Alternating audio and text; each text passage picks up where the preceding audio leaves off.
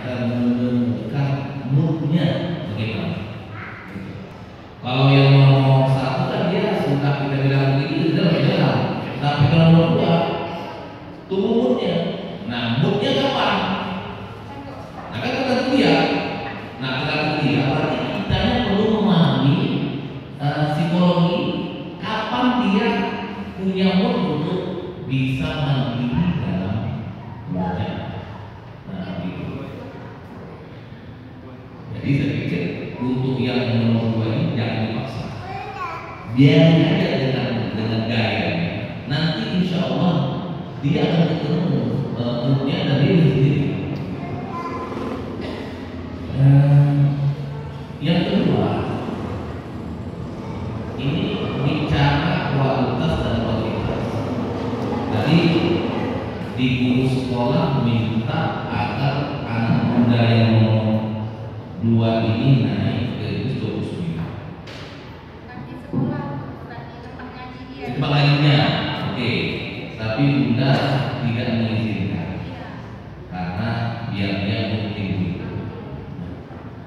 Kalau saya sarankan, ini anak interaksinya dengan Al-Quran masih panjang. Jadi biarkan anak-anak ini dia berinteraksi dengan ayat-ayat huruf-huruf Al-Quran, baik membacanya maupun menghafalnya.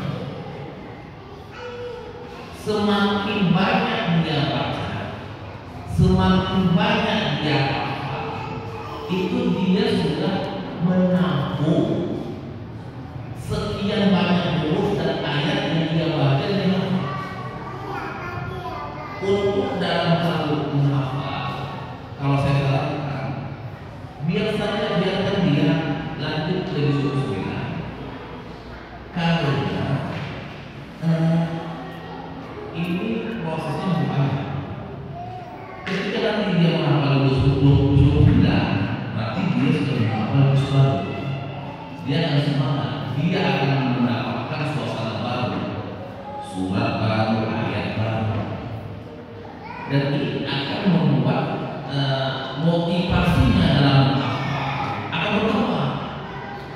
Dan untuk perkembangan hafalan, semakin banyak yang dihafal itu semakin bagus untuk perkembangan takdir. Jadi kalau kita berpikir kuantitas, hafal sebanyak-banyaknya, hafal ayat sebanyak-banyaknya, hafal buku sebanyak-banyaknya.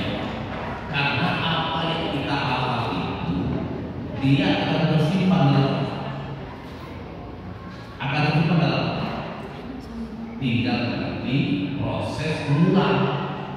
Nah, mengulangnya ini dia akan bisa mengambil kembali ayat dan huruf yang pernah dia hafal.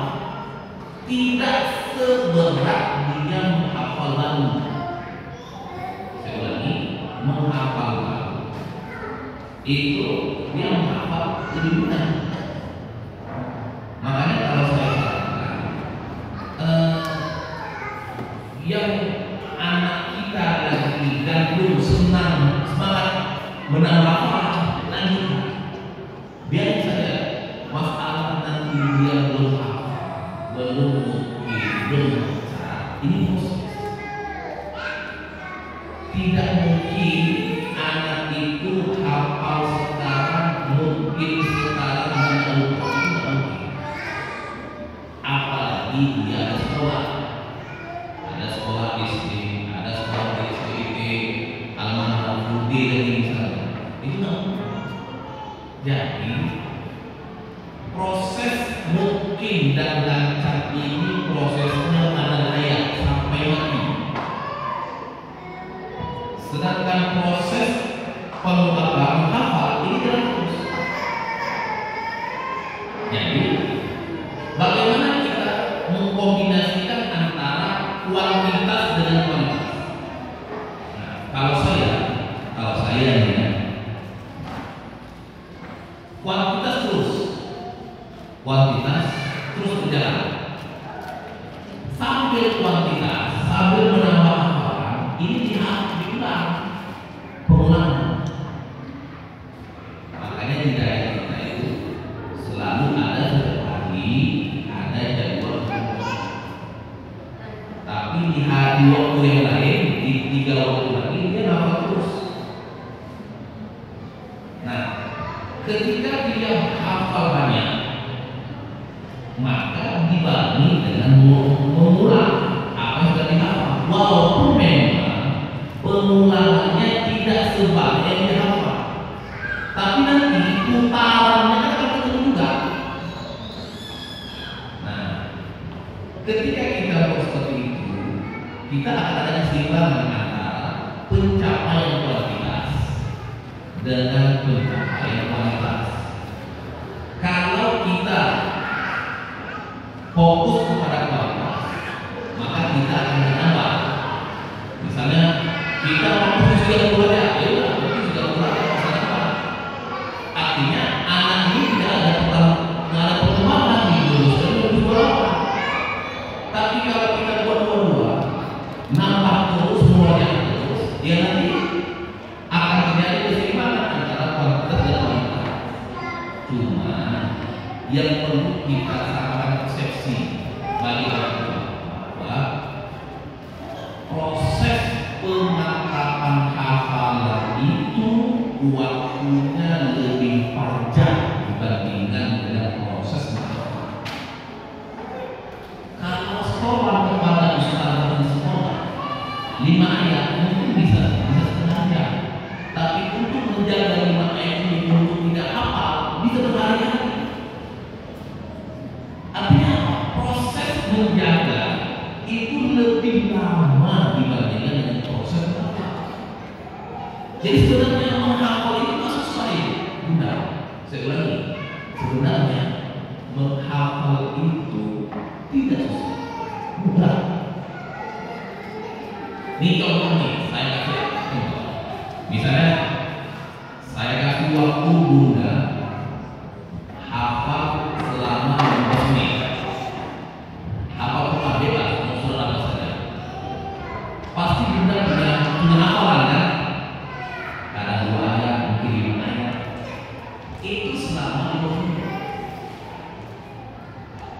Jadi untuk menghafal beberapa ayat dalam waktu tertentu bisa. Tapi kalau tanya, biar kita hafal masih ingat. Nah itu pasti akan berbeda. Kenapa? Karena proses kita menyimpan, mengulang itu beda dengan kita proses menghafal.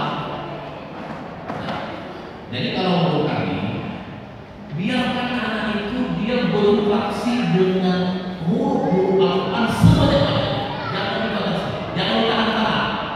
Biarkan. Jadi mau dia cepat nambah, silakan. Karena itu nanti jadi bekal dia dalam mengulang. Sebab kalau hafalannya sedikit, pengulangannya sedikit. Hafalannya banyak, pengulangannya banyak. Jadi selesaikan dulu kuantitas, kualitas saja kita akan pergi dan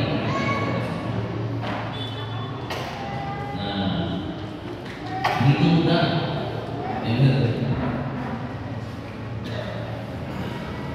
Baik, Bunda. Sini kami akan beri waktunya sampai jam 11:30. Mungkin sampai di sini ada beberapa pertanyaan yang dipersilakan.